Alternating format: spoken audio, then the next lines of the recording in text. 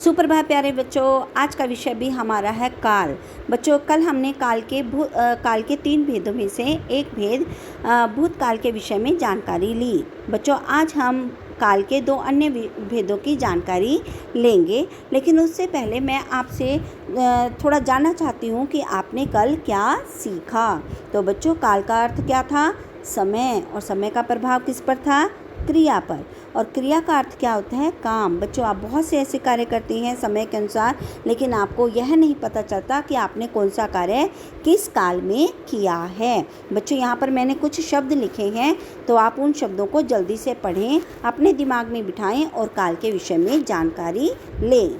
तो बच्चों, काल के मुख्य 3 भेद होते हैं। भूतकाल, जिसके विषय में हमने कल पढ़ा था, और आज का विषय है वर्तमान काल। वाक्य के अंत में यदि है और हो है तो वहाँ वर्तमान काल होता है, और भविष्य काल वाक्य के अंत में यदि गा गे गी हो। तो ऐसे ही बच्चों, कल वाले उदाहरण दोबारा से देखिए। अमित ने कल ढोल बजाया था, वाक्य के अंत में था, इसलिए भूतकाल। बारिश हो रही है यानी कि वर्तमान काल। गुरुजी उपदेश देंगे, गे यानी कि भविष्य काल। बच्चों, काल की परिभाषा चलिए दोबारा से पढ़ते हैं।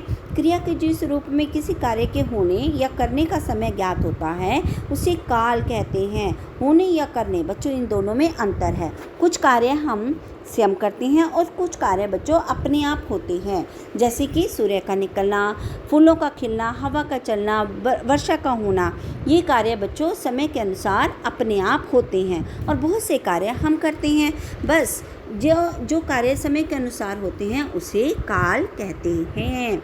बच्चों, भूतकाल के आगे 6 भेदों की जानकारी भी मैंने आपको कल की वीडियो में दी थी, इसे एक बार जरूर पढ़ना। चलिए, आज का विषय हमारा है वर्तमान काल। बच्चों, वर्तमान काल के भी आगे 3 भेद दिए गए हैं। सामान्य वर्तमान काल, अपूर्ण वर्तमान काल और संदिग्ध वर्तमान काल। बच्चों, सामान्य वर्तमान काल क्या होता है? जो क्रिया हम हर रोज़ सामान्य रूप से करते हैं, यानी कि सुबह का जल्दी उठना, ब्रश करना, नहाना, खाना खाना, पढ़ना, सही समय पर पढ़ना, सही समय पर खेलना और सही समय पर सो जाना, ये होती हैं बच्चों सामान्य क्रियाएं। तो यहाँ पर होता है सामान्य वर्तमान काल। जैसे राम खाना खाता है, जी हाँ, ये सामान्य है, वो हर रोज़ खाना खाता है। अब आता है बच्चों अपूर्ण वर्तमान काल, यानी कि क्रिया तो हो रही है लेकिन वह अभी अधूरी है। पूर्ण का अर्थ होता है पूरा होना, और अपूर्ण का अर्थ होता है बच्चों कि वह कार्य अभी अधूरा है, वह कार्य अभी पूरा नहीं हुआ। जैसे राम खाना खा रहा है, वह अभी खाना खा रहा है, उसने खाने को ख़त्म नहीं किया। तो यहाँ पर हो गया अपूर्ण वर्तमान काल। अब आता है बच्चों संदिग्ध वर्तमान काल। इसके विषय में हमने कल भी पढ़ा था। संदिग्ध का अर्थ होता है बच्चों संदेह, यानी कि क्रिया के वर्तमान होने में संदेह होता है, यानी क्रिया हो रही है लेकिन उसका में थोड़ा शक है। जैसे कि बच्चों यहाँ पर उदाहरण दिया गया है, माँ अभी आती होगी। अभी कभी, यानी कि 1 घंटे के बाद, 2 घंटे के बाद। यहाँ माँ ने आना तो है, तो लेकिन वे कब आएंगी इसमें संदेह है। चलिए आगे चलते हैं बच्चों, भविष्य काल के बारे में पढ़ते हैं कि भविष्य काल के भी आगे बच्चों 2 भेद हैं, जैसे सामान्य भविष्य काल और संभाव्य भविष्य काल। भविष्य काल क्या होता है बच्चों? भविष्य क्या होता है? आने वाले समय को भविष्य कहते हैं। तो बच्चों यहाँ पर जो सामान्य भविष्य काल है वो क्या है कि क्रिया जो है जो भविष्य में होने वाली है और उसके पूरा होने का हम संकेत दिया जाता है, उसे सामान्य भविष्य काल कहते हैं। जैसे बच्चों मैं आपको एक एग्जांपल देती हूँ कि आप दिन में जैसे उठते हो, ठीक है बच्चों, जब आप उठ जाते हो वो समय आपका बीत जाता है, तो उसे हम बोलते हैं भूतकाल। और जब आप जिस समय आप कार्य कर रहे होते हो, यानी कि दोपहर को लगा लीजिए कि आप दोपहर को कार्य कर रहे हैं, वो आपका है वर्तमान काल। अब जो कार्य आप शाम को करेंगे उसे कहते हैं भविष्य काल।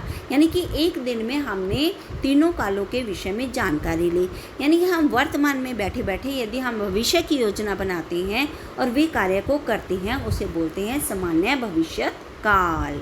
ठीक है बच्चों, यानी कि मैं आज हॉकी का मैच खेलने जाऊंगा, यानी योजना पहले से बन चुकी है, और वे शाम को मैच खेलने जाएगा भी। अब आता है संभाव्य भविष्यकाल, यानी कि भविष्य की योजना तो बन गई लेकिन उसे पूरा होने में संदेह है, यानी कि शक है। यानी कि जैसे कि मैं शाम को मैच खेलने शायद ही जाऊंगा, तो बच्चों यहाँ पर शायद लग गया, तो शायद का अर्थ क्या है? संदेह है कि मैं जाऊंगा या नहीं जाऊंगा। मैं शाम को बाजार जाऊंगी। बच्चों ये मेरी एक सामान्य योजना है जिसे मैंने सामान्य भविष्य काल में पूरा करना है। मैं शायद मैं शाम को बाजार जाऊंगी, यहाँ पर मुझे शक है कि वो योजना जो मैंने आगे बनाई है जाने की वह मेरी पूरी होगी या नहीं। तो वहाँ होता है संभाव्य भविष्यत काल। तो बच्चों इस पाठ को आप अवश्य पढ़ेंगे। चलिए अब हम चलते हैं बच्चों इसके अभ्यास कार्य में। पहले प्रश्नों के उत्तर बच्चों मैंने पेज नंबर यहाँ पर लिख दिए हैं, इनके उत्तर आपको यहाँ पर मिल जाएंगे। चलिए क्वेश्चन नंबर 2, रिक्त स्थानों की पूर्ति कीजिए, काल के अनुसार वाक्य बनाइए। बच्चों ये आपको एग्जाम में इस प्रकार से वाक्य आ सकते हैं बनाने, तो आप अब इसके ध्यान से पढ़ेंगे। तो पहला वाक्य बनाना है हमने वर्तमान काल के अनुसार। पृथ्वी सूर्य के चारों ओर घूमती है, यानी वर्तमान काल है हो, यानी कि वर्तमान काल। भूतकाल दशरथ अयोध्या के राजा थे। भविष्यत काल भारत एक बार विश्व शक्ति बनेगा या होगा। आसन भूतकाल मैंने अभी अभी खाना खाया है। प्रश्न नंबर 3, सही विकल्प पर ठीक का निशान लगाएं। जो क्रिया हर रोज सामान्य रूप से होती है, सामान्य वर्तमान काल। जब क्रिया के कुछ समय पूर्व ही पूरा होने का ज्ञान हो तो उसे बोलते हैं आसन भूतकाल। जब भविष्य में होने वाली क्रिया में संदेह प्रतीत हो तो उसे बोलते हैं संभाव्य भविष्यत काल। तो बच्चों इस कार्य को आपने पुस्तक में ही दिन और दिनांक डालकर सुंदर लिखावट में करना है। इस विषय को आप अवश्य पढ़ें। धन्यवाद।